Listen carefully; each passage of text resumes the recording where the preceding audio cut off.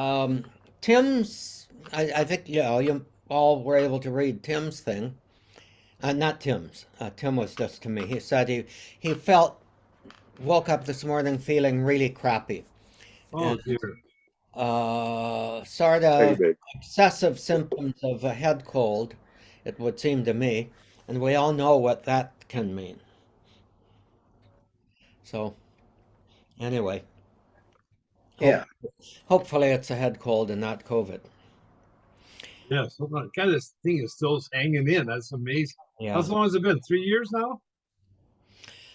It will be 2 years in January 2 years. that we have been doing this doing this Zoom. Oh yeah, doing the Zoom, but the COVID started before that. Oh, the COVID started before that. Yeah, 3 years. March of 2000, roughly. Hmm. Wow. John Bremer is phoning. Oh, let me see. Johnny, Difficulty. we're waiting for you. Now I clicked on join. I don't know if I need to back up or if something happened on. I don't know. Why don't you try backing up?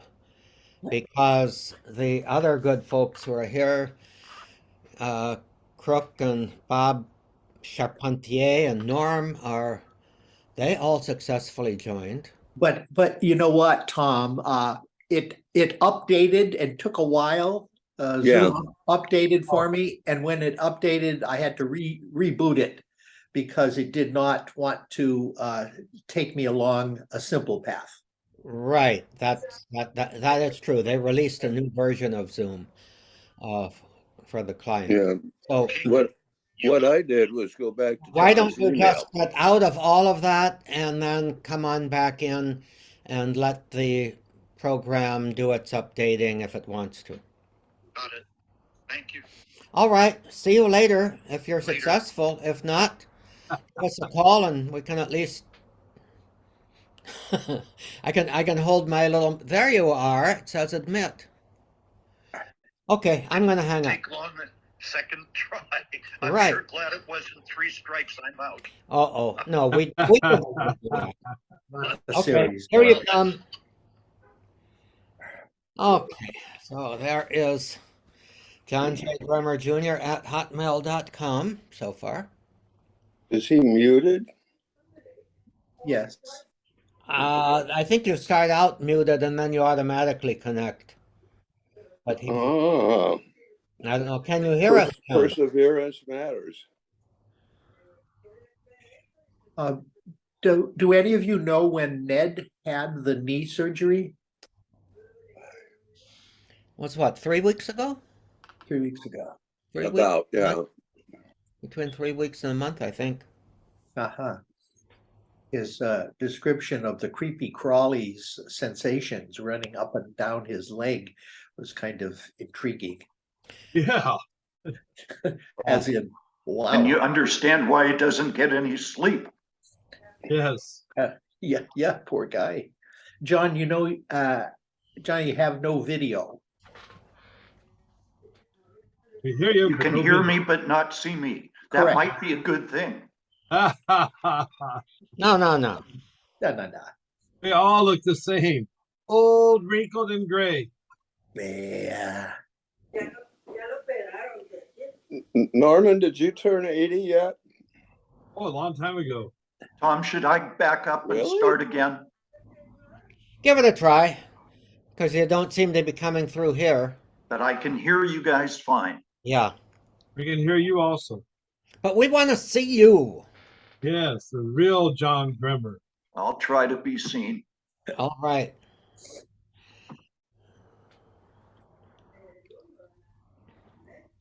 Haven't heard anything from Ferric. Lombardi, I guess, is still enjoying his homeland, his ancestral homeland.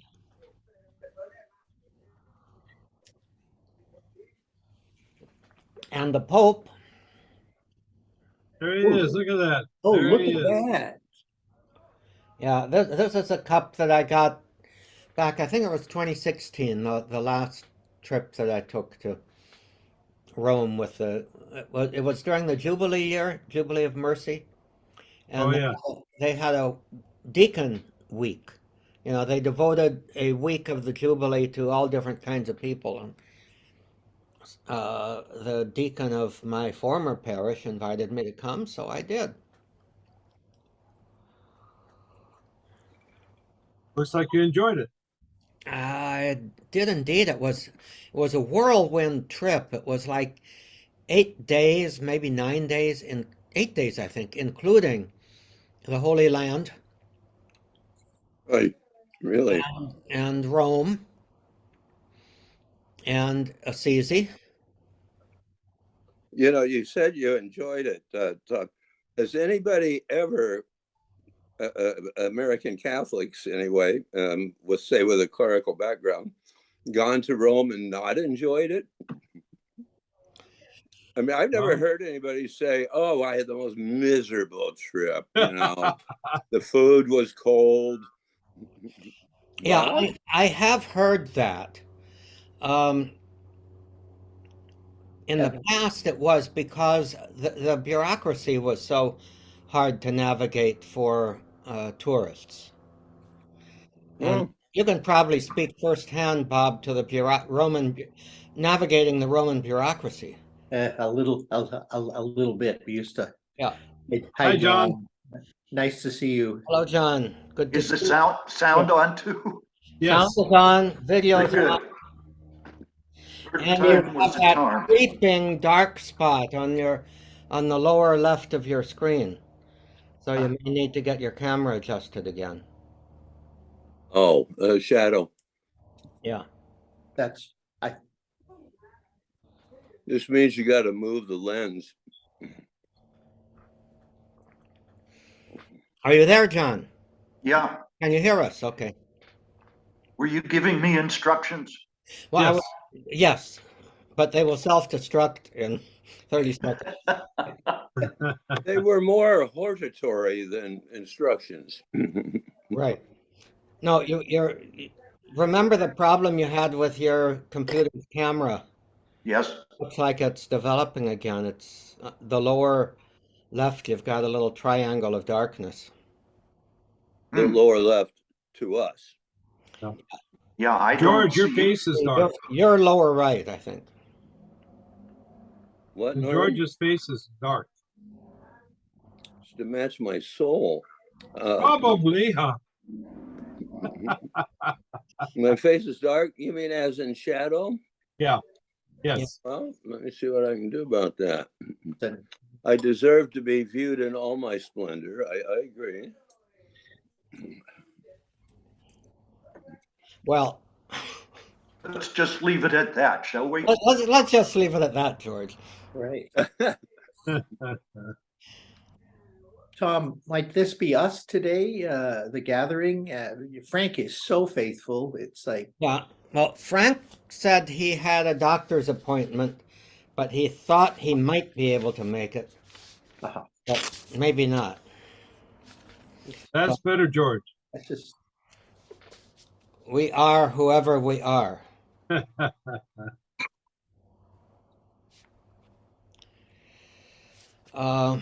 And who else? Well, Fred is excused in class. And I don't know about Bob Bono. Who else are we? is George away? George Ferrick? I haven't. Yeah. Well, he sent an email a while back saying for the next several weeks he'd be tied down in family obligations. Ah, that's right. He frees up. Yeah, yeah. I remember that now. So I guess it may just be us. Best of the flock. You know, Bob, your comment about well, at least there's a woman in the Lima Saints. Yes, and I got your reply. Yeah. And so I can hardly wait to hear you describe. Was it whips? Was it what was the nature of her asceticism? that somehow got your attention? Well, anorexia, I think, was part of it. Well, obviously they didn't use that term back then, but Oh, probably described it in some detail, which yeah. And led you. I think the other thing is she had a reputation for being very fair, very beautiful, and she rubbed her skin with chili powder until it got all blistery and ugly. Must be Rose of Lima you're talking about. Talking about Rose of Lima, yeah. How would you know that, George? Oh, I just guess, chili powder equals Western Hemisphere. Yeah. Peru. But you know, That was just a wild guess.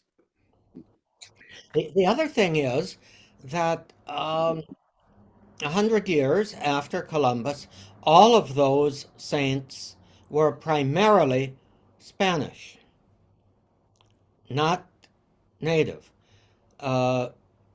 Martin. Martin de Porres had his mother was, I think, part Indian and part African. What that and Rose, her mother was Criolla with a, a certain amount of native um, Peruvian. Now, one of the things that that means is I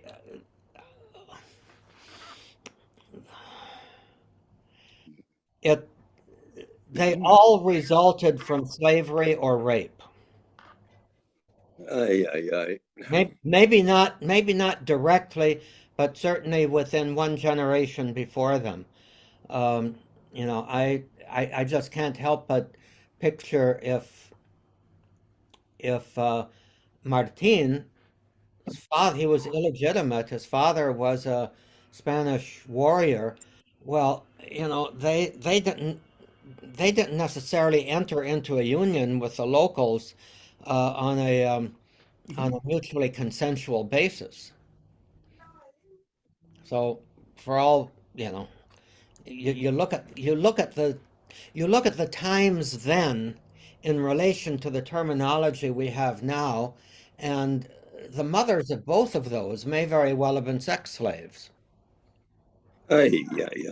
Grandmothers.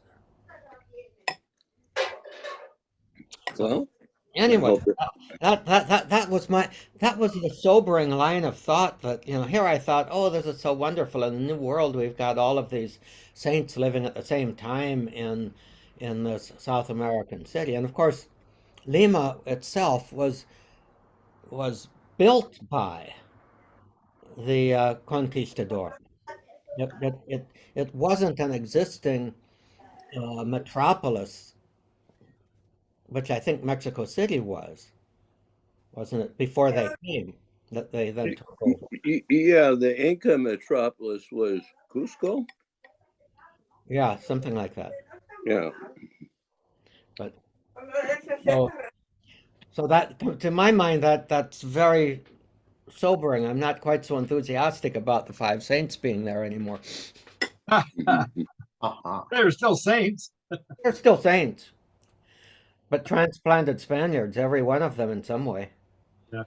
Yeah, but contrast the way the Spaniards dealt with the indigenos to the way the British did. You know, I mean, the Spaniards' sins were very lightweight. That may be the wrong adjective, but compared to the Brits. Yeah. And certainly the indigenous people of the West Coast of North America did not fare very well under anybody. Right. But probably better under the Spaniards than they did the pioneers who took the trek from from the east to exploit the resources of the West. You know, just by coincidence to this discussion, I'm actually reading the autobiography of Therese of Lisieux.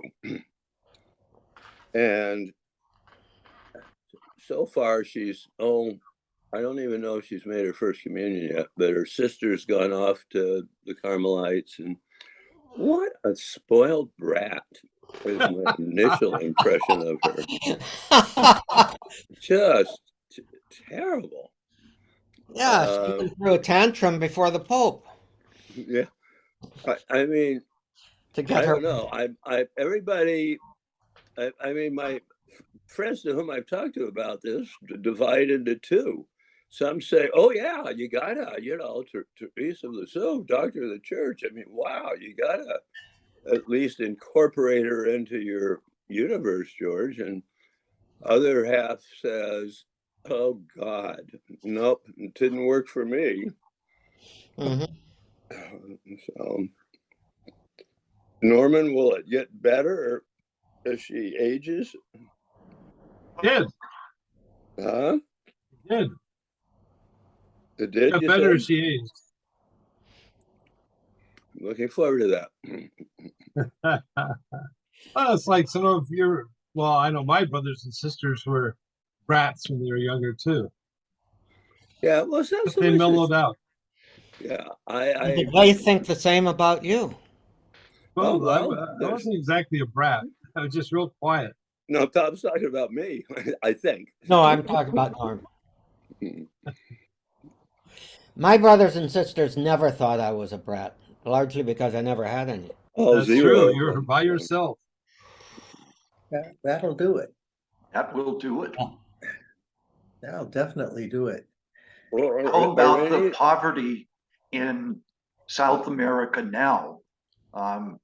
Is it Michael Sean Winters who writes? And he's put the spotlight on how much more serious poverty is in the Southern Hemisphere. And that we haven't paid much attention to it, in his opinion. Mhm. But there's a gathering of bishops from Latin America that I think he says stimulated Pope Francis to move to the synodality. Anybody aware of that? the Aparecida conference? I don't know. He led the Aparecida conference in a very synodal way. I'm told. I understand. But Well, that's- it's worth a look anyway. yeah. Speaking of looks, and at the risk of taking the conversation a slightly different direction, wondering if any of you had a chance to maybe read a review or look at some of the results of the National Survey of Catholic Priests that came out, the reporting on it just recently. It was my information sources were the NCR and a few other locations on the web. It was a poll conducted earlier this year between January and June by Gallup and also CARA, the research arm at Catholic University. They describe it as the largest survey in over 50 years Wow. of Catholic priests. They use the base of 35,000 functioning Catholic priests in the US. This was limited to the US. And they actually had a really high return rate with 3.5 thousand priests responding. And they also contacted every bishop of dioceses and eparchies in the US, and they had a return rate there of 191, which is also really quite high. So they feel pretty accurate. And I'm just going to throw out some of the stats. Mhm. Good. In, One of those stats is me. well, I got that question there. Oh, I'd be. Did you respond to it? Yes. Yeah, I think I got it and I neglected to respond to it. Uh-huh.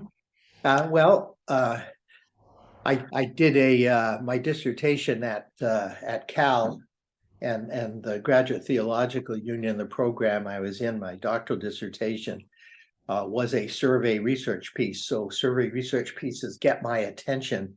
Sure. And even though I've forgotten most of the stuff, except sort of like the pain of getting up at 3 a.m. in order to be able to access the giant Honeywell computer underground at 3 a.m. in the middle of the Cal campus to run data. And it was that was painful, but at any rate, so I remember some of that, but most of the stuff I've forgotten. Some of the data for your interest. 45% of the priests reported burnout, and that being 45%, some level of burnout. They had degrees of it, with 9% of the priests reporting severe burnout. And by burnout, they mean emotional and or physical exhaustion and a high level of stress. I would be curious how debilitating and how they rank that. I've not seen the survey. Well, have you seen, just watching priests and friends and acquaintances who are priests, any such level of burnout? I was surprised, George, that the level of severe burnout. That's why I'm wondering what the distinction between regular burnout and severe burnout. I'd have to look at the data. Severe burnout sounds like they're out of it. It sounds close to a so-called nervous breakdown. Good point. Yeah, emotional and physical exhaustion and very high stress. You don't function very well with those elements there. So, but 45% reporting some burnout. Almost half the priests in the U.S. One of the major sources of the concern and interest on the part of the researchers was what effect, what was the fallout from all the priest pedophilia crisis, and how did priests feel? What was their big concern? 82% reported being frightened, afraid of being falsely accused. I saw that. 64% felt that if they were accused, they would be abandoned by their bishop. Now, here's the key, because this report is about how priests feel about their bishops and how the bishops feel about their priests. 64% said if they were accused, they would were afraid they'd probably be left alone. That's true. Yeah. And true Now, for but men. Norman, it's true that it's a fear, or true that it's a wholesome and realistic fear? Right. Now It's get this. It's a wholesome, realistic fear for the guys I know. Right. Yeah, that's helpful, Norm.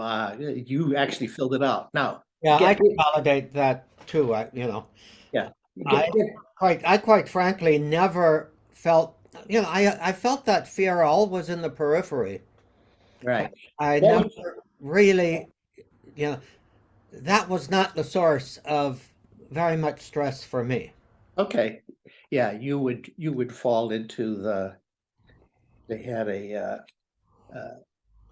another term for the priests who were sort of like flourishing, and that's based on a research study and work done at Harvard to describe and I didn't get into the details of what that meant. But now, given that 82% of priests feared they'd be falsely accused, and 64% felt that if they were accused, they'd be left alone, what would you guess the bishops when the same question was put to them, would they be there for their priest if a priest was accused? What would you guess the bishops? Well, they said they would, but they lied. Well, And that's a bingo. I was accused. I was That- removed That's for a 6 months. Ah, Huh? You were accused in what? I was removed for 6 months. You Moved were me to New suspended? Mexico. Huh? You were suspended? Yeah. I mean, you couldn't say mass? That's I mean, correct. you had no faculties? And I had moved to New Mexico to an institution there. I think I know which one. That's Fun. sobering. Well, do you want to, I mean, we can stay with that. You don't have to, of course, Norm. That's you're entitled to total and complete privacy on that. My- I don't worry about it. My question was before, if more than half of the priests are fearful that the bishop Wow. will be there, what percentage of the bishops said, "Oh, of course we'll be there for you"? They all Oh, said they'd be 80, there for the priest. 90. They're lying. yeah. Exactly, 90% was the statistic. So, I mean, the difference between the priest perception and the bishop perception, that's the point of the research, apparently. I was lucky because Mahoney stood for me. Uh-huh. And so I just removed for 6 months, and then I said, I didn't do anything. He said, I know you didn't do anything, but if it hits the papers, you'll be messed up. So I'm just going to take you out for 6 months, then we'll bring you back. And apparently, Norm, that was one of the significant concerns on the part of priests, that if they were accused, even if they were found, and the majority have been, if they were found you. to be innocent, their reputation was so badly damaged Cool. that it couldn't be repaired, and that was one of the fears that came through very clearly. Mm-hmm. Do you guys know Marco Reyes? Yes. Mm-hmm. You know about his situation, Norman? No, I don't. He's been, he's come and see me about it. And is there anything I can do in the short run? Answer: no. It's got to play itself out. But two former altar boys, a long time ago, have accused him, and there's nothing he can do except wait it out, until there's a trial or something. And it's driving him crazy. He thinks it affects his reputation. I don't know. Does it in these days? Don't the laity understand that a lot of these are baseless? I know. I was with a priest last week who also was accused and just pulled out, and he's absolutely innocent. I mean, he has proof that he's innocent. But the thing is that the diocese won't accept the proof. It's like you're out. Yeah, the protocol is as again, reading between the lines and the comments of the reporter writing. Part of the standard is you're immediately put into, quote, layperson's clothing. You can't wear clericals anymore, and you are, for all practical purposes, suspended, and you are basically on your own. Which was one final statistic in there, which was rather striking, and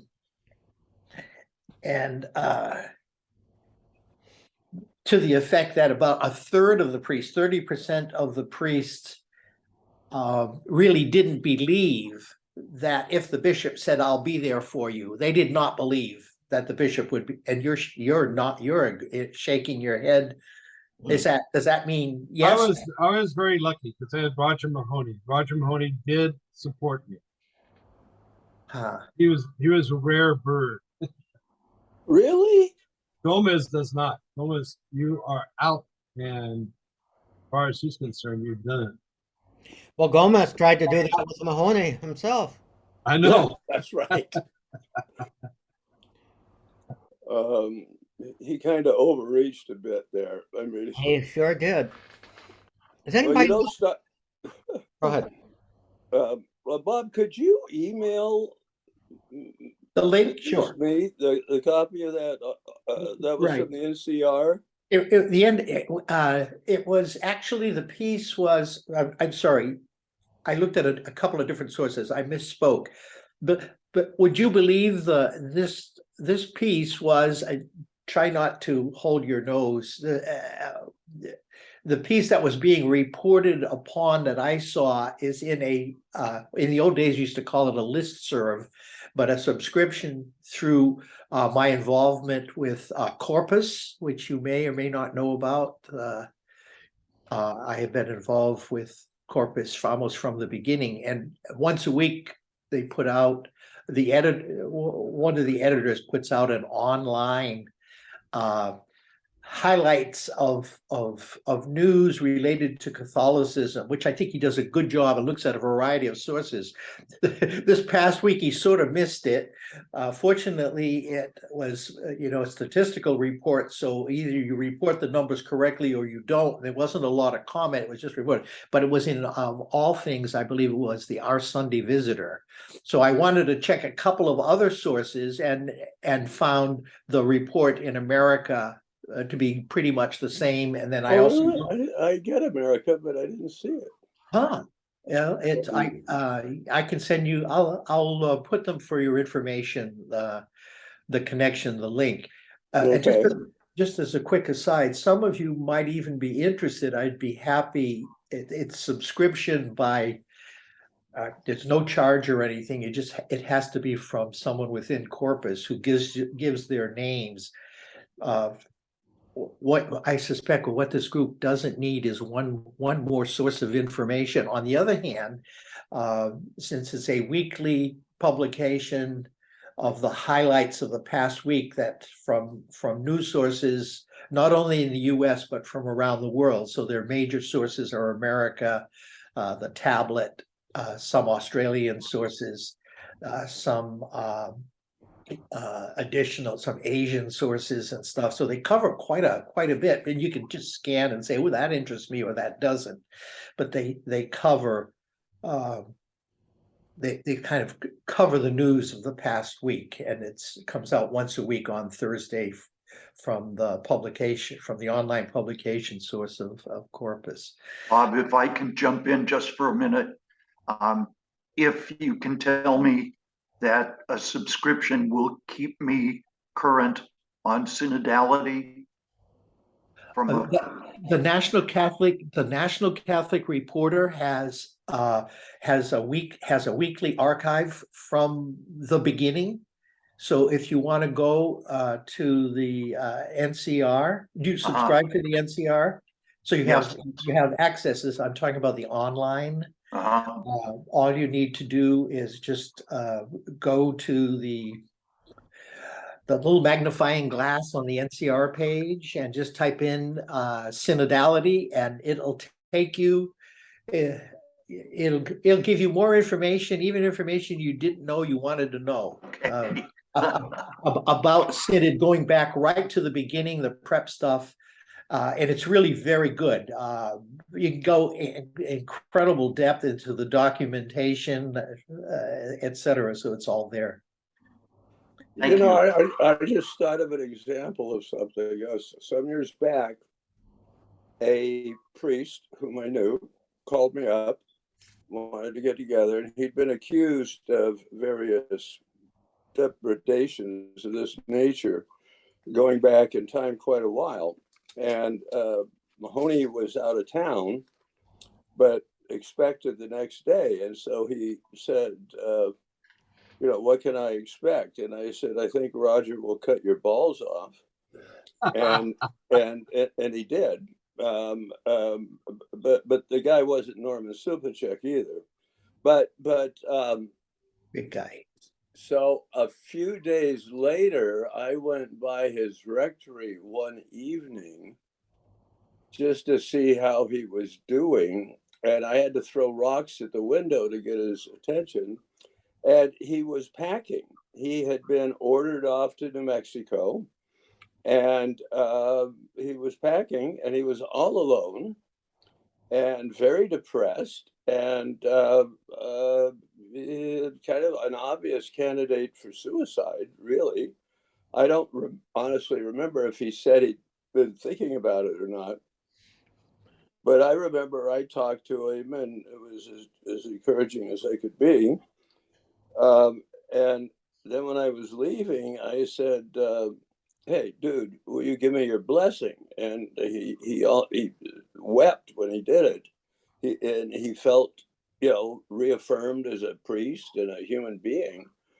And I Good for remember you, telling, George. yeah, Herbert told me I probably saved his life. I don't know, but what a charge! Hmm. And everybody here except Bob would recognize his name if I were free to spill it forth. But so I took those facts to Sister Judy, the then attorney for the archdiocese, and said, "What are you guys thinking?" And she said, "We weren't. Well, that'll never happen again. That some guy's packing under such circumstances, somebody will be with him." And thank God, can you imagine? We haven't had any suicides, I don't think. But Norm, there during was, your time in New Mexico, did you encounter many who had considered suicide or were in danger of that? No one mentioned it. I mean, they were depressed. A lot were depressed, but no one mentioned suicide. Really would they talk about it anyway? Yeah, see, I don't know if they talk about that's another. Well, Right. we No had one, one who's no one very while I well was there. known, and that was Ted Llanos. Yes, yes. I that's true. think it's fairly well known that he was pretty guilty too. Hey, Norm, the center you were at, was it the Holy Spirit Center? Yes. And by the there was this dude in Texas, Virgil Elizondo. Oh yeah, yes, yeah. Who was a founder of Padres and all that, and the accusation was made, and I guess I don't know the whole story, but I mean, that's got to be devastating to a priest, oh, it was. guilty or innocent. Yeah. Just Well, this The is thing that helped me was I had my support group, my Jesus Caritas group, who knew me, and also my family, who was very strongly. They came up to visit me. right. The source of stress, according to the surveys I said earlier, 82% were afraid of being falsely accused. That they lived with this. This is 82% of the respondents. And so that's a source of stress for real, I suspect, huh, Norm? Well, that was the reality. Yeah, that's. I mean, I didn't do anything, but yet I was accused. Yeah, and No. And this guy that I'm working with right now, same thing. He didn't do anything. He wasn't even at the parish at the time. He came in later after the person had said that the incident happened in the parish. He says, I wasn't even in the parish at that time. But Right. still he got pulled out.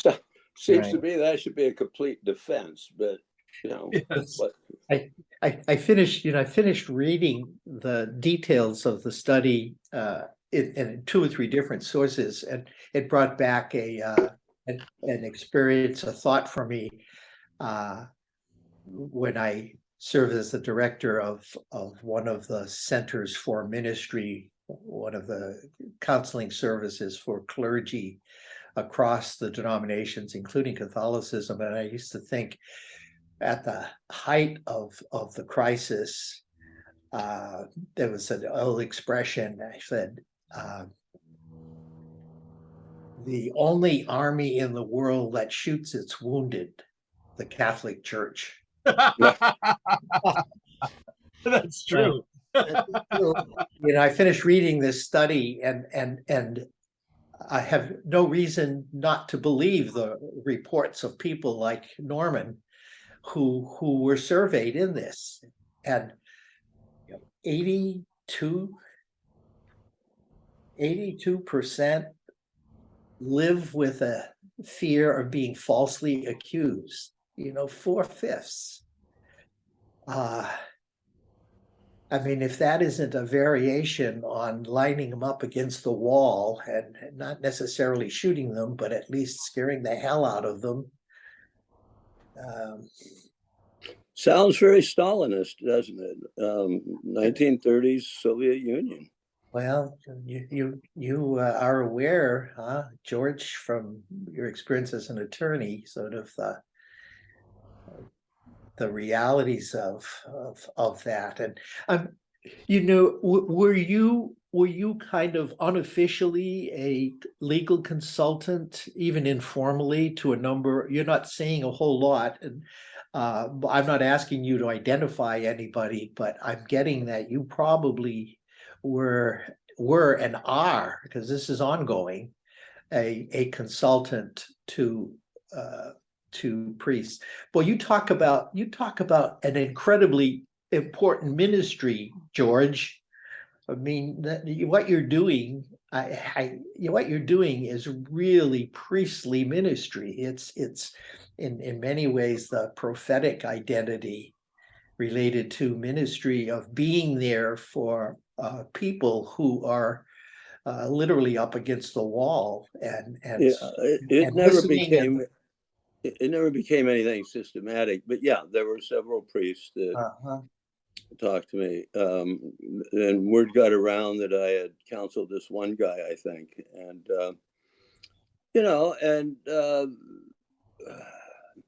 Mahoney, as I guess Norman pointed out, himself was accused. Yes. So he might have He dredged knew. up some of that very un-Mahoney-ish quality of empathy. Uh-huh. I don't know. Norman laughs. It's true, but anyway. Yes. Well, he was very, very good to me. Thank God. He was very good. Yeah. He said, Norm, look, I know you're innocent. I believe you're innocent, but we need to pull you out for 6 months till things calm down. Then you can come back and be okay.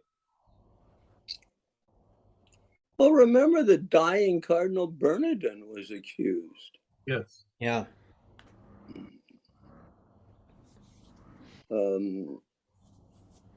And I actually asked a psychologist once who had no ties with the Catholic Church, but she was a specialist in sexual aberrations in school systems, which is where I came across her. And I asked her, what's with pedophilia? I just don't get it. I don't understand what the attraction is. I don't understand why it seems to be so irreformable. What is it? And her response was, it's a sexual identity, the same as heterosexuality or homosexuality. And to the folks who are afflicted with it, all the taboos that society has on the subject and the fairly draconian punishments are like insane, a total overreaction on the part of society. Right, Norm? I see you nodding your head. Yeah, Did I you agree. meet guys I like agree. that? Yeah. I think it's a sad thing to see that. For some people, it's real. I know guys that really did do stuff like that. Like Pat Romer, remember him? I remember Pat very well. And I went to see him at Tascadero. He was in prison, and Yeah, I did too. Well, good for you guys. Yeah. But the other thing that she was saying called to mind, in many cultures, and I'm thinking specifically of ancient Greece, ancient Athens, Rome. and Rome. Yeah, it was very commonly accepted that you want children, you get a wife. If you want sex, you get a Boy. boy. And obviously that was among the classes of people who had the money to do that. But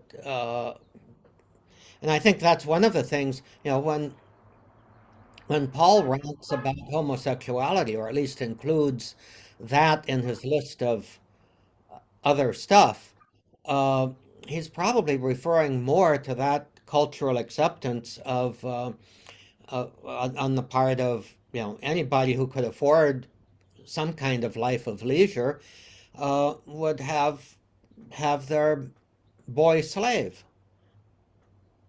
Yeah, I mean, the homosexuals argue that I don't remember which chapter, but where he's condemning homosexuality, Yeah. he's really condemning orgies and that type of thing, Yeah. not one-on-one serious relationships.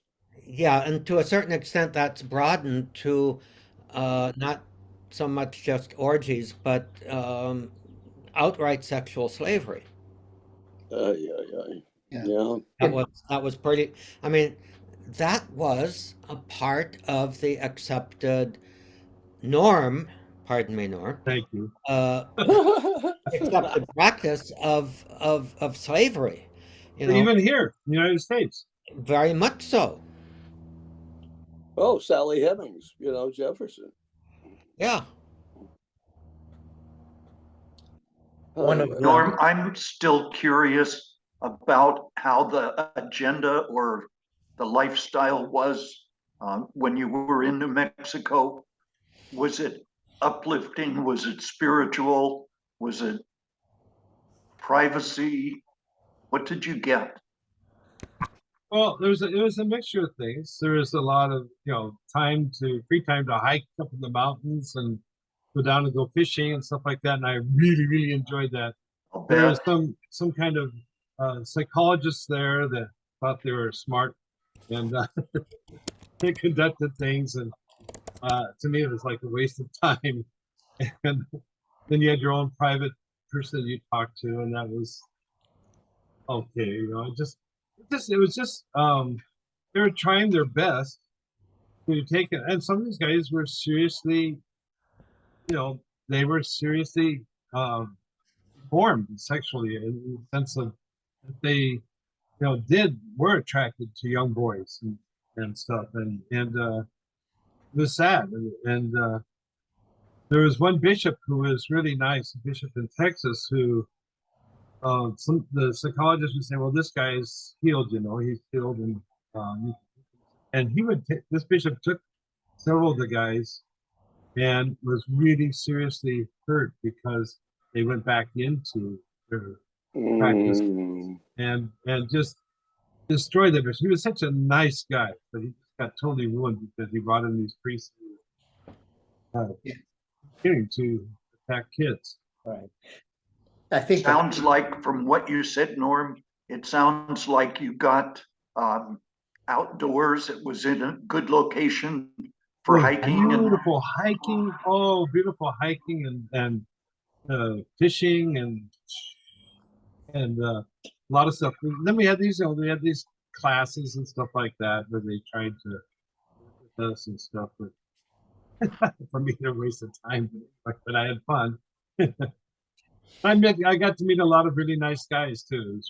They were nice guys. Some of them should never ever go back into the priesthood because Right. they were just yeah, the bottom psychologically destroyed. There's no way they should have go back to priesthood. They should have stayed there forever because Yeah. nothing that can be done with it. Who was a nicer guy than Pat Romer? Well, that's true, but he did have a serious problem. Yeah, I mean, he was kind of like the flagship pedophile of the archdiocese. Yes, he was. And there is no cure for pedophilia. The No. only thing that works with pedophilia is what we've learned from the whole probation officer system. The only thing that works is that literally you need to put controls on the individual, almost like having a personal probation officer that they keep checking in with and work. And that's the only thing that works, and they need to be removed from certainly within the church from contact with children and younger people right through the teenage years. Yeah, that's true. That's what I learned out there. Is there are a lot of psychologists there and different theories that tried different things but didn't work. And then also with Pat Romer, I mean, they even did shock therapy, did all this kind of stuff, didn't work. Right. You know, before they closed that place, they really did some pioneering work because they didn't know what they were doing. They literally, it was that first stage of what is going on here and gathering data and research and stuff like that. And eventually, you know, they recognized this is not working, but it was part of that first wave back in the 70s and early 80s of attempting to do something because something absolutely needed to be done. And they thought initially that they could treat pedophilia because they really didn't know really what it was all about. And there was subsequent research that indicated it isn't really treatable. It's a serious illness in a sense that responds to controls in the same way that a person on probation, unfortunately, the person needs to stay on probation for life, and it's an outrageously expensive protocol to set up that sort of thing. And so civil authorities do it, George, by maintaining the sex registries and For making whatever that good. available in a neighborhood to people and they have to let people know. And so that's all part of the control sort of issue. Sad, but true. Yeah, Yep. you know, Roger's, the shield was a little bit smudged during that whole thing. Norm? Sadly, Okay. he really tried.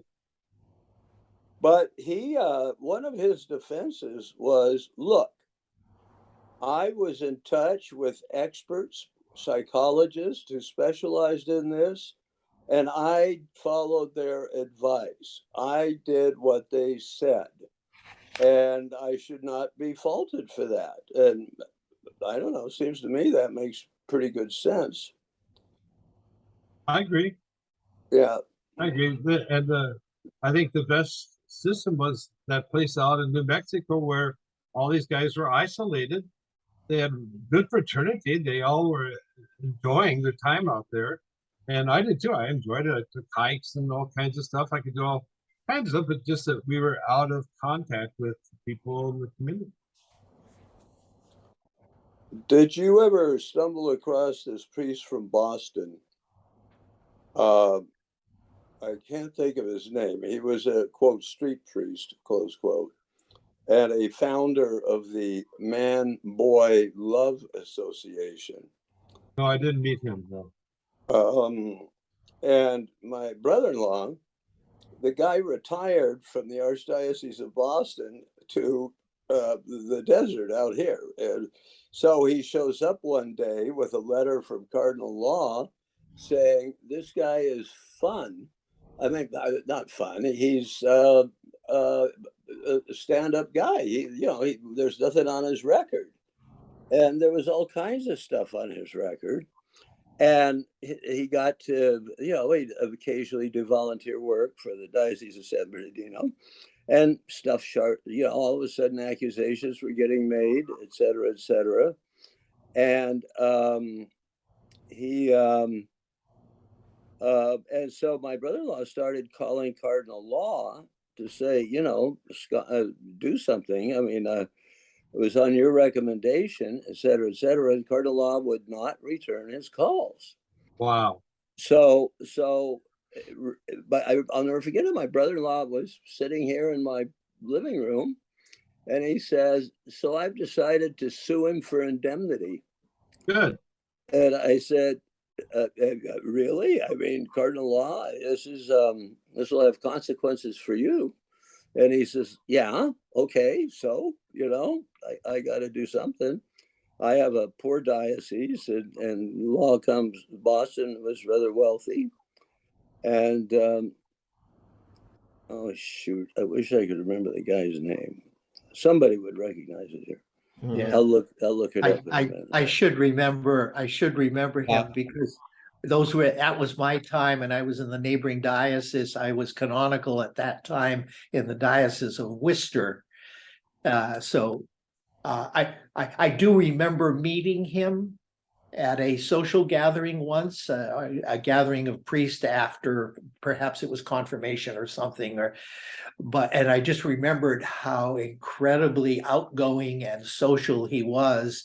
And after everything broke, I remember thinking, oh yeah, those are the most dangerous types. Yeah, very charismatic guy. Incredibly charismatic, yeah. I suspect it would be easy if we wanted to, but I really don't want to even look up his name. Well, at he's dead this now. point.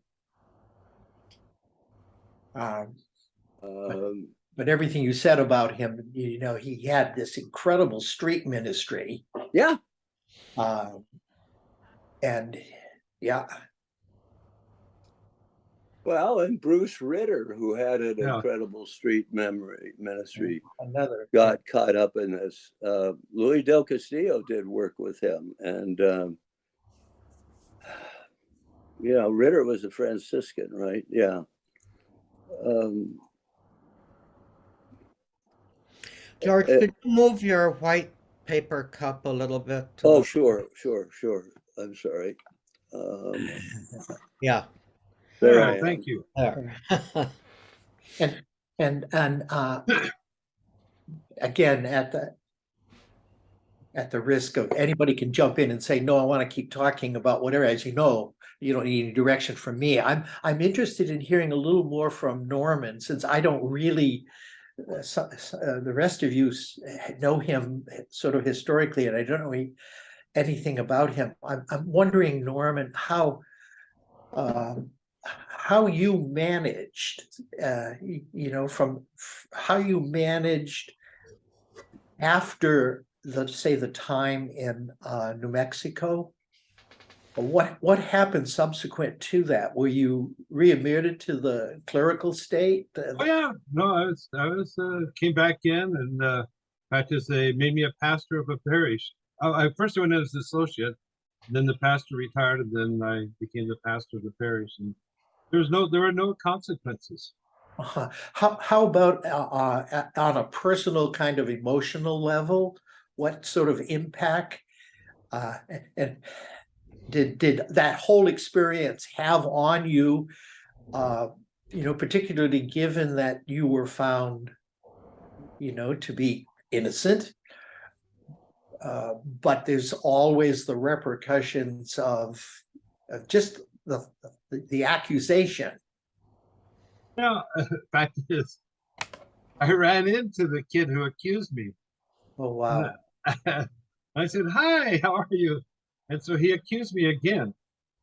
And Mahoney called me in and said that he's accusing you again. So what we're going to do is we're going to put a private investigator just to check you out, and that'd be it. And so, guy checked me out. Some of my people called me and said, "Have we got a call from this guy? it's investigating you." And we said we didn't see anything in that accusation. So after that, the whole thing was dropped. Right. But you impress me, Norm. Your description of the motorcycle accident and how you managed and survived that. You must have had to learn to develop an incredibly thick skin while still retaining sensitivity. That is a mean feat. That's no mean feat. That is an incredibly difficult. I'm going to jump in a second and tell you that I attribute much to the Supanchek family culture. And Norm, That's true. So you guys I have a tremendously supportive family. They all came out to visit me in New Mexico, and they knew I was innocent, and they said we're going to show you that we care about you. We drove all the way out to New Mexico to visit me and stayed with me, and it's nice. Wow. That is, I think I agree with John. We have a tremendously supportive family. We've all gone through different things in our lives, and we've all been there for each other.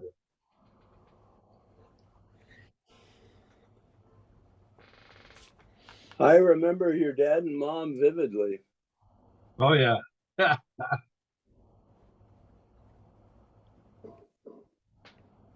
Yeah, I only knew them in passing, met them a few times, and a few of your siblings in passing. But I too have very strong memories of your mom and dad, just as very down to earth people. They were. Filled with joy. Yeah.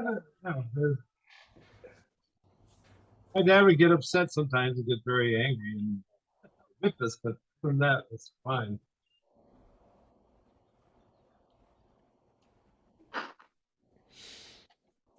I have a slightly different story to tell, not about me, but does anybody know? Does the name John Nhi Tran, ring a bell? Yes. Might with you, Norm. He was associate out in Claremont for many years, and I just got the more I got to know him, the more I respected, admired, and loved him. And he was a great leader for the Vietnamese community, but his side gig, or perhaps main gig, of which being a parish priest was a side gig, was he was a director, I think, of the diaspora internet media communications for the Vietnamese diaspora. Wow. He ran a TV station called Viet Catholic, which was primarily an online thing. I don't know if they had any broadcast presence anywhere, but he ran that out of his room. Wow. And had I think there was something of a studio. It might have been rented property or whatever somewhere down in Orange County. But he would produce various programs, interviews, and such like. There was a young woman who wanted a position on, I think it was as a star of one of his programs, and he chose somebody else and told her, no, I don't want you. And she said, well, I'm going to ruin you. And so, she made all kinds of accusations of basically rape against him. And he consulted the archdiocese, and the archdiocese said, well, you settle with her, we'll bankroll it. And he said, no, my reputation's at stake. I want to fight this. And they said, the archdiocese said, no, settle. And so he fought it and won on his own. Good for him. Hired his own, his own attorney. Fortunately, he had recordings on he saved the recordings on his answering machine. That was the days when you had cassette tape answering machines, and he saved those recordings. And she made the mistake of leaving a message that she was going to ruin him and tell him exactly what she was going to do. But it was really funny. The archdiocese kind of supported him personally in that, yeah, we know you're innocent, but we don't want to Pay him off. for you. Yeah. So Well, but They still do that. They still do that. yeah, we'll pay her off. there's a lot of exposure in those cases. Yeah. I remember talking to a lawyer once who had a case of pedophilia defense. She was representing the Boy Scouts of America. Hmm. and out in, I forget where it was. I think it was out in the Inland Empire. And she said, I can't win this case. You know, in the present climate, the jurors are going to think that everybody accused is guilty. Mm-hmm. And the guy's name, I remembered his name before I found it, was Paul Shanley, Oh Mm-hmm. my goodness. Didn't want to the, remember his the name. Boston lad here. Paul Shanley. And he did end up serving time at a prison in Massachusetts, if I remember correctly. I think that's true. Right. He may even, I don't know this, have been killed in prison. Some of these guys are. You know what? That's something I did not want to remember, but I think you were right. I think he did get killed in prison.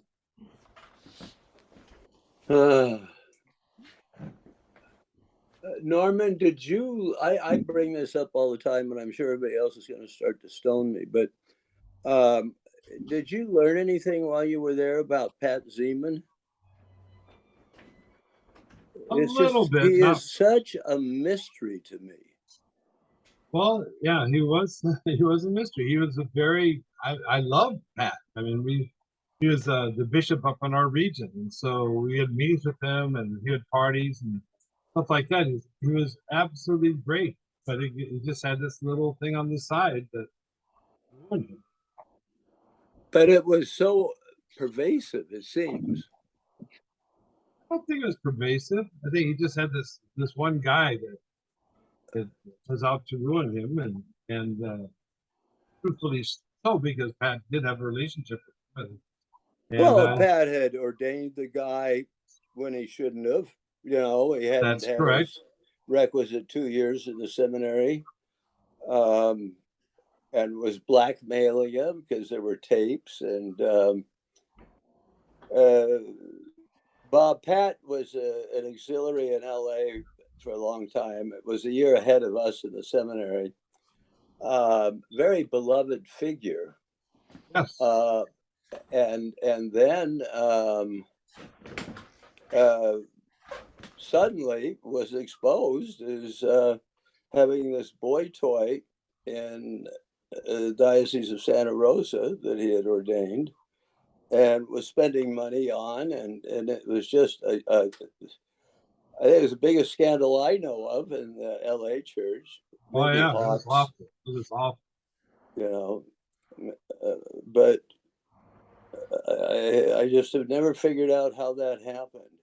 Because when we were in the seminary, Pat Zeman was exemplary as a model In a high seminarian. profile family too, wasn't he? Yeah, yeah. His dad was a His famous dad judge. was a judge, and somebody on his mother's side had nominated Herbert Hoover for president in 1928 at the Republican convention, and you know, and Pat was well connected. But did you think he was a really holy guy, John? I had that impression, yes. I did too, and it's very hard for me to believe he was just a phony stage acting. I don't think he was phony stage acting. I think he was holy, but had a flaw, serious flaw. Because guys I met in New Mexico, a lot of them were really holy guys, but at the same time, they just had this flaw.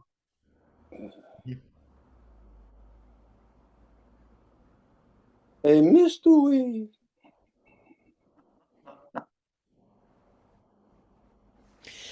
Well, God does work in mysterious ways and often works in redemptive ways through our biggest flaws, which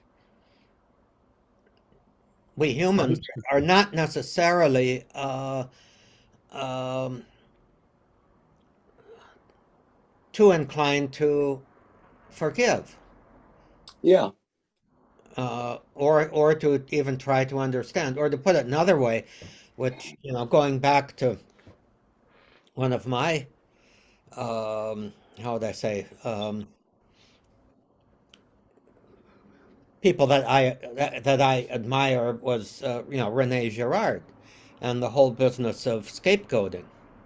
You know, we tend to project our own problems, whatever they may be, as far as we can, onto someone else. It's his fault, and they're evil and therefore unforgivable. And we get a really good feeling by seeing the people that we project some of our dark side on getting punished. So that complicates things a lot.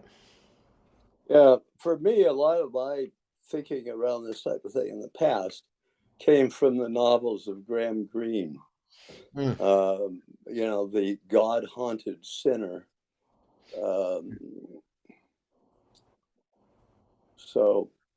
But Zeman, when I was getting my annulment from Rachel, Zeman had volunteered to be my advocate, and so I said, "Fine, great, thank you." And we were talking once, and he was talking about how, gee, in our day, George, the seminary just didn't do a good job with our psychosexual development. And I said, "Yeah, that's true, Pat. But little did I know, he was certainly the Talking about most himself. notorious case." Yeah. Hmm. What was that, Norm? That he was talking about himself. You know, Yeah. But I still can't figure it out, because I thought he was a great priest and a holy man. And he was, but he had this flaw. yeah. We all had flaws, I think.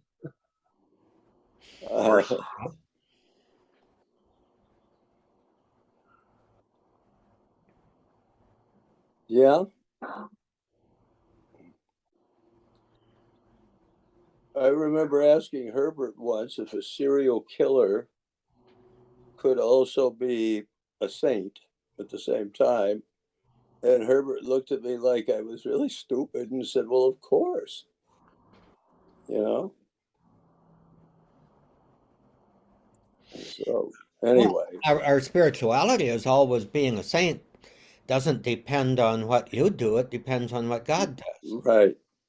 And we can't really judge how God is operating in another person's life. Well, like there's a saint who is an alcoholic. Yeah. I'm flashing back to my Jesuit roommate when I was doing graduate study at Cal and the GTU, he was also in the doctoral program, and he had spent a summer working with Mother Teresa. And he did not describe her in very flattering words, working close to her. Oh. And you get glimpses of it in her own autobiography story accounts of her dark night experience. You get sort of hints, but he said she was hell to work with. She was very loving with all the poor and everything else, but she could be, fly off the handle with them, with everybody. But the people who were trying to work with her, and he was just there for a month, and sort of, but I also got how clever she was, because here was this Jesuit priest, and almost finished with his doctorate at Berkeley, and he was quite sure she was going to put him into some pretty significant work. She took one look at him, she handed him a mug and a razor blade and said, "Your job with me this stretch will be to shave the men who are just brought in from the streets." With hindsight, I look back and go, a brilliant psychiatrist in a sense. She just sized him up in quick vibes. That, or she had had other experience with both Jesuits who wanted to come in and have an experience with Mother Teresa. And so one of the most humble job, and that's what he did for the whole month. And I remember talking with him, and he was sort of like said, "Well, what did you learn?" And then we reminded- went from there. But It at reminded any me- rate, Remind me of another story. When I was in Fillmore, there was a farmer. We were around talking about how he was going to take $34,000, give it to Mother Teresa in person. So he flew over, and when he knocked on the door, she opened the door. And he said, "Well, Mother Teresa, I came here." He says, "I don't have time for that. I need you to hold this baby. This baby's dying. I need you to hold this baby while it dies." And so he did. And it absolutely changed his life. He says, "I came to give her a big sum of money, but she gave me much more." And he came back and he was completely different with his family. Everybody noticed that it's just complete difference and change in him because of that. yeah. That sort Wow. of echoes some of my experience with my apartment mate in the year. Kind of wish Tim Bush was given this similar assignment. Part of the cynic or perhaps wholly realist in me, asks, did she accept the money that he wanted to give, or did she Of course. or did he tell him to go back home and pay your farm workers a decent wage? He didn't have that many farm workers. He's a small farm. Yeah, that's a good question. I knew slightly a kid, the son of a judge, who had volunteered and worked with her for a few months during the summer. And I said, "So what did you think of Mother Teresa? What was she like?" And he looked at me and he said, "Crazier than shit." And that was all he said. In San Bernardino, there's a parish dedicated to her. And I happened to meet the pastor, and I said, "Father, you were described earlier as sort of a scholar in Mother Teresa. Let me ask you this.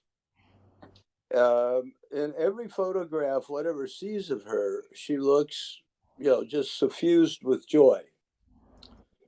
And yet, recently, it's come out that she wrote that she had lived in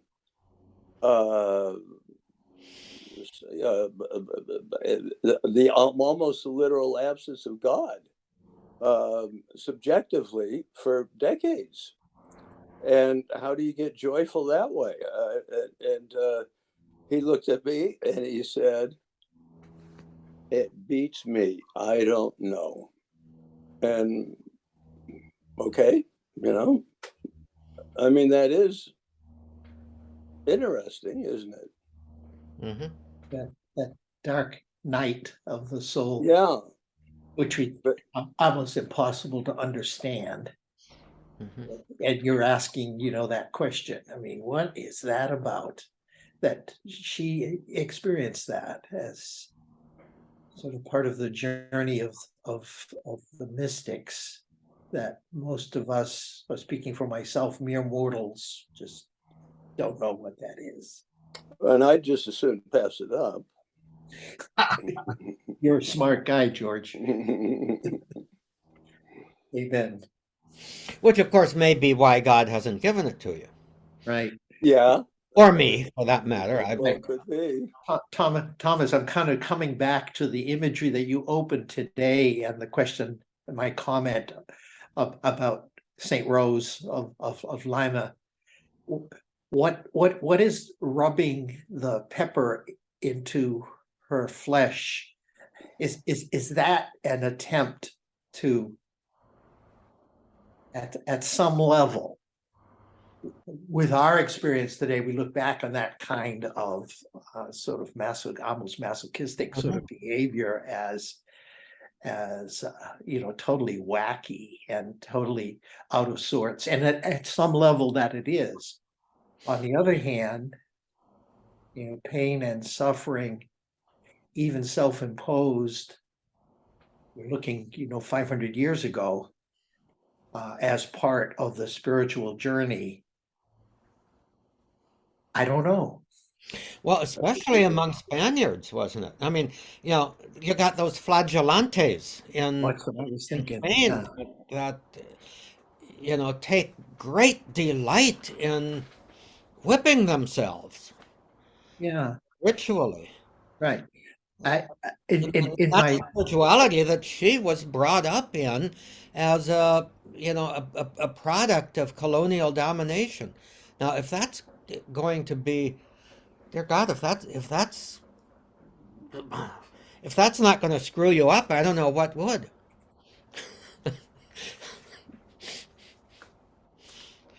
yeah.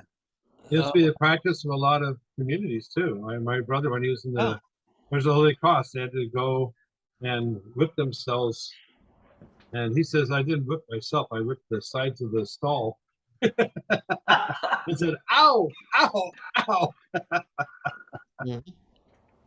The Notre Dame University Fathers of the Holy Cross. Yeah. My brother was a member of that community. Wow. Yeah, and we've probably all run into the people suffering from one form of mental illness or another who have this self-destructive streak in them, or perhaps not to the point of suicide, but to the point of mutilation. Well, Tom, if somebody came to you for spiritual direction, and in the first session it came out that he or she was whipping him or herself,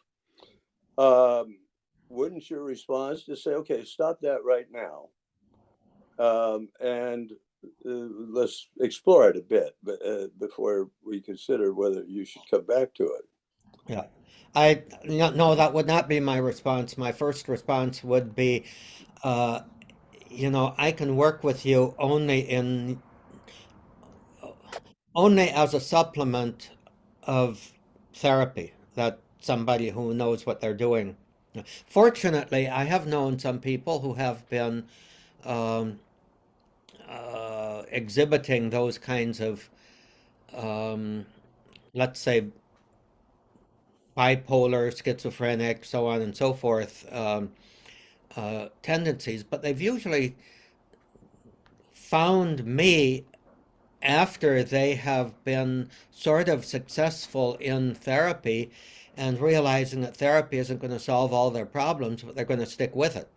So they're not responding to trying to, okay, I've tried therapy, it's not working, now I'll try spiritual direction, see if that works. But rather, okay, therapy is working as far as it can. But I realize that there's a lot of lacks there, a lot of faults. So I need a spiritual dimension of this. That it is a both and rather than an either Yeah. or. Yeah. But I learned, God, long ago that I cannot substitute for a therapist, which sadly many of the priests, and I kind of think some of the young priests now feel that they can, that you don't need a therapist. All you need to do is to get your act together morally and your problems will be solved. Doesn't work. Right. So, Um, and some of these, and I learned an awful lot from John McAnulty and his Jesuit tradition, and I learned a lot from Jack Steger and his Jesuit influences. Um, because I would very often talk about people that I was seeing who were coming to me for spiritual direction. I would often talk, confidentially with them, with my spiritual director about their situations too, and to get some guidance, but also maybe some validation of how I was handling that. And you know, they certainly would not see spirituality as a substitute for good psychology. Right. I'm literally on the screen between George and Tom. And my response is literally a combination of the two. I would agree with George. I would say to this person, if you want to work with me, I want you to stop this behavior. And if you don't, then you need to find someone else to work with. And then to myself, I would say, okay, it's now time to turn to my psychologist slash psychiatrist consultant, because I think any spiritual director worth his or her salt is going to have a therapist on call and have that kind of trusted relationship to say, got a live one here. I need a quick consult with you. Here's what I've said. Here's how I'm intending to proceed. What do you think? And you can do that in 10, 15, 20 minutes or so and pay them whatever their monthly fee to be a consultant sort of is. Yeah. And it's a little bit of both. Well, a lot depends on the behavior. If Well, it's destructive behavior, yeah, you got to get them to not right. Well, with us or if I understood correctly, what George had started with was this was self-destructive behavior. There's a little variation on the rose of rubbing pepper into your skin, and the only thing to say with that, Tom, is don't do that. yeah. And then to explore what is it, you know, what's that about? What is it? How come? What's that about? And that gets very complicated. That's where having a quote someone who is more expert in human behavior and whatever. Mhm. And then and Tom, I thought maybe you were going to go in the direction, which is an area of work and research that I've done much of my life, which is, you know, the difference between being a spiritual director and being a psychologist. No accident that my own spiritual director happens to be a clinical psychologist and professor of clinical psychology. And because that's a person who knows the difference between the two. Mhm. And there is a difference between the two. Yeah. And so it's really important. Mhm. Those are two different areas, but they keep crossing over, and it's easy to mush them all up. And you don't have to have a spiritual director who also is clinically trained and very competent, but it sure helps. Mhm. Mhm. Makes sense, makes very good sense. Yeah, because there are some sessions that I go monthly, meet monthly, and there are some sessions where I just say, today I need a therapist. And sometimes, you know, yeah. And is that spiritual direction? You betcha. No, sure. Because a therapist who also is a spiritual director knows the work, and that this guy who happens to be a Benedictine monk with, 35, 40 years of being a monk, along with being a very competent therapist, knows the difference between the two and can move freely back and forth. I marvel at his dexterity. Yeah. Norman. Yes, sir. Some time ago, when Roger was still gloriously reigning, you and I had a lengthy discussion about the younger priests of the archdiocese. And I remember you telling me that they didn't trust Roger any further than they could throw him. You don't trust Pope Francis either. Well, I'm kind of aware of that, but not doctrinally, not, personally. And you had gone on to the degree that these young folks had actually scheduled their own retreats with Benedict Geschel, I guess, and ignored whoever the archdiocese had selected as the retreat master. It scandalized me at the time, and it sort of stayed with me. But has it gotten any better under Gomez? No, Oh we my had God. a gathering, a convocation of priests out in the desert, and most of us stayed with the main speaker, who was happened to be a woman. But there were about 30 guys who didn't want a woman talking to them, and organized their own little side retreat. At the same time we were listening to her, they were talking with each other.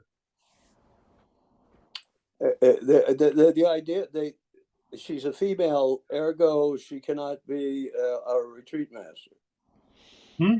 Was the objection that she's a woman, therefore she can't be a good retreat master? Well, plus she was talking about things that they thought were heretical We're what?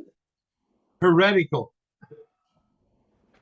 They're crazy. I mean, just I meet with them too, and it just they're so stuck in the 1500s of the church, going back to about 1500, the church that way it was then. Well, Nora, I remember our luncheon out here at Mimi's, about the third one back, where Roger just let his hair down completely about how concerned he was about coming out, what's going into and coming out of the seminary, The and seminary is awful. The seminary is awful. that How long ago was that, Tom?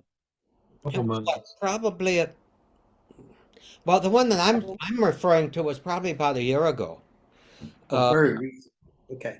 and then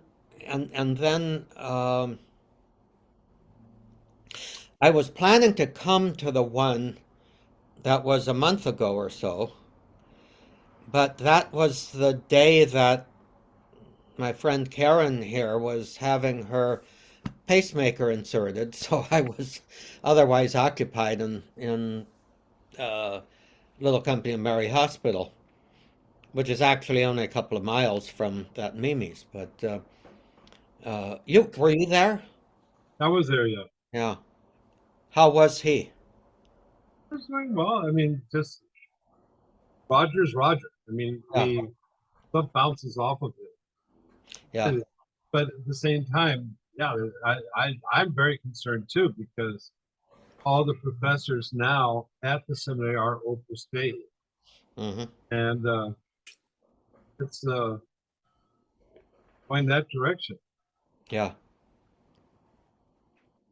You know, I took a course in scriptural whatever from the archdiocese, and they had as instructors Pat Mullen, Yeah, who I thought he was terrific. Pat Mullen is terrific. And then they had also a Polish priest. He's very, very intelligent, but he is Opus Dei also. Yeah, but he, I mean, Opus Dei doesn't necessarily fatally stigmatize one, right? Not necessarily. It's just that the bent on where they want the church to go and how they want people to live out their faith. Yeah, I thought this Polish guy, he spoke on the Gospel of Luke, and I thought he was very, very Oh, good. he's excellent. He's excellent. Very, very, very intelligent. Mm. But the seminarians are bent, bent on wearing clerics, making sure that people know who they are, that they stand out as clerics, and that they wouldn't be caught wearing a shirt like I do. And they just not big stuff. They're nice guys. There's nothing wrong with them. I was with one of them last night, and he gave a talk on the Eucharist, just absolutely beautiful, beautiful talk about the Eucharist. We went to our Newman Center here at the Cal State University, and I mean they're not bad guys. It's just that they're bent very, very much historically looking back rather than looking forward. Do they smell of the sheep? Yeah, well, he did. And Yeah. he did. And that was fine. I mean, some of them are very, very good. Some of them do not smell like the sheep. They see themselves as separate. They wear cassocks around, and Yeah. and they see themselves as better than lay people. Well, we had an intern a year ago. My pastor's father, Rodel Yeah. Balatagas, who, I guess has made a name for himself in formation. And they sent him 2 interns now in a row. And no, they sent him a new priest. But the intern was Hispanic and very Mexicano. And one day he shows up wearing a semi-Jesuit cassock, And I went past him and I looked at him and I said, "Orale, que 1950s?" And he got the joke, he knew what I was saying. But I liked the guy, But nice guys. Yeah. And I Just the took him thing. to breakfast and I said, "Okay, so what do you think of Pope Francis?" He's always okay. He's misguided here and there, but Some of them think he's even a heretic, but yeah, he's yeah. misguided. Is the most of them will say. I get the newsletter. I think it comes out several times a week from Benedictine College in Kansas. Mhm. And that's, rather conservative place. And Tom Hoops, Hoopes, is kind of their communications person, and he's a very articulate writer. And he published something just a couple of days ago, which kind of caught me up short. It was a very hopeful article about the synod, and that, basically was saying that the synod and Pope Francis need to listen to the young people. And then he acknowledged that, some of the young people are too conservative even for me, which I thought was Oh, they are. rather interesting observation. But he says, they need to be listened to. Yes. They're part of what the church is today, and the Spirit is also speaking through the young people. And it's sort of, you almost get the impression that the people who feel like we are mostly over the hill old people,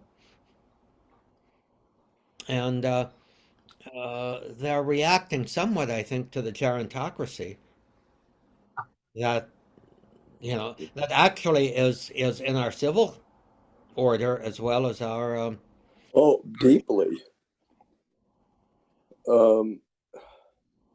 My brother-in-law's attitude was, "I don't care how conservative they are. I think some of them are crazier than hell, but they could be really conservative, just so they smell like the sheep." St. Bob's insight, if they're gonna work and smell like the sheep and love their people, fine with me. Be as Tridentine as you want. Wear whatever you want. I don't know. I suspect people that are that Tridentine, though. Norman, do you think there's something wrong with a guy who, newly ordained, wears a cassock around the rectory and to the grammar school and all that? Or do you think, oh, well, what the heck? Well, I guess it depends on why they're wearing it. Some of them want to wear it because they think that they're set apart, they're better than ordinary people, that they have authority, like the Pharisees wearing their white phylacteries, Yeah. mhm. Some of them, no, it's just that Square because it tells them that they're there to serve. I don't see how it tells them that they're there to serve. Well, you know, I have to, I'm sorry, Tom, but I might as well finish the thought. My view on wearing a cassock is I think they're a really cool looking garment. They're elegant. And, you know, okay, knock yourself out, Father. It looks cool. But as some sort of badge of superiority, that's silly. Yeah, it depends on the attitude of the person wearing it. And most of them wear it as, I hate to say this, as a badge of authority. They are like the Pharisees, widen their phylacteries, you know. Oh, really? But it's essentially everybody has their own way of looking at why they're wearing them. Some see them as symbol of service. I don't agree with that, but that's they see them as servants. you know, I really liked wearing the cassock in the seminary, in large part because I didn't have to worry about what I was going to wear. Yeah. Exactly. Yeah. As I am now, I'm looking at my rather disheveled closet there, and there's only two types of shirts in there. One is the flannel, that I wear when it's cool, and the other are a bunch of those cheap guayaberas, mail order guayaberas that fit very amply and allow me to expand in the waist as much as I want to, and don't stretch the buttons. Uh, and so, you know, I if it's warm, I'll put the one on, and if it's cool, I'll put the other one on. I've always hated to have to decide what to wear. So And it makes your laundry very simple. it makes the laundry very simple too. Yeah, especially if the guayaberas are out of a permanent press material. I have a guilty confession. I think Berettas really look bitchin'. They do. Thank you, Norman. Does Especially anybody in else, Moretta and a Beretta. does anybody else have the recollection of when we were first wearing Berettas, a group of us walking, I think it was between the dorms and the library at St. John's, and we started singing MICKEY.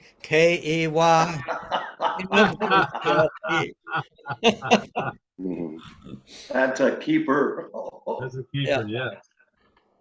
I'm gonna have to go, but see you next week. All right. Norman, before you go, I want to ask, for some reason, I got a flashback. Did the Supancheks gather for Rosary during the nights of May? Was that a family tradition with your?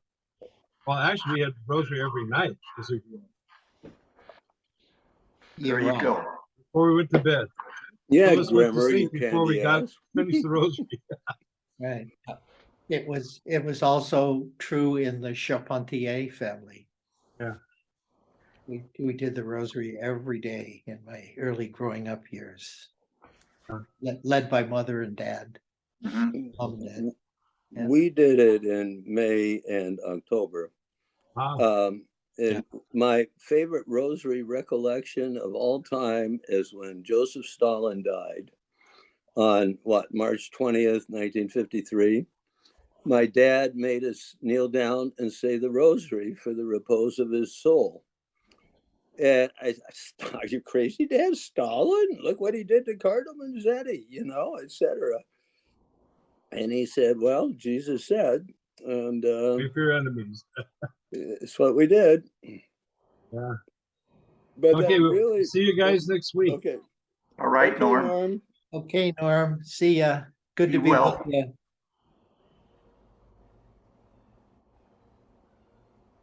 On that note, I think I'm also going to bid you adieu and Thomas is out of it. I hope I can see you clearly next week. I'm having cataract surgery on Wednesday, Oh, and so everyone tells me you'll see just fine. So I hope I can see you next Friday. I'm planning on it. As I was just saying, Tom, I'm having cataract surgery on Wednesday. Oh, And everyone says, sort of piece of cake. Well, that often hasn't been my experience, especially when people tell me it's a piece of cake. Yeah. So, I'm a tad anxious about it, but well, if you can make it, we'll be happy to see you. You may have a patch over your eye or something. We'll be. yeah, it'll depend on how vision is and everything. So, but I think on that note, especially since the computer is telling me if you don't plug in, your Mac is going to shut down very quickly. So I bid you all adieu, and Well, let us. special prayers and Other thoughts adieu. on Wednesday for you. Let me make just a quick announcement. I am having, what do you call it, a pacemaker installed in a couple of weeks. So, like your friend, Tom. Yeah, So we'll see about that. we'll keep that prayer coming also. Okay, more. You can tell us more about it We hold next week or afterwards. Yeah. Yeah. Yeah, well, as my Baptist friends still say, we hold you in prayer, and you're right up there at the top of the prayer list. Yeah. Goodbye. Amen. Goodbye for now till our See you paths guys. our Okay. paths cross God again. bless you all. Bye-bye. Thank you. Bye-bye.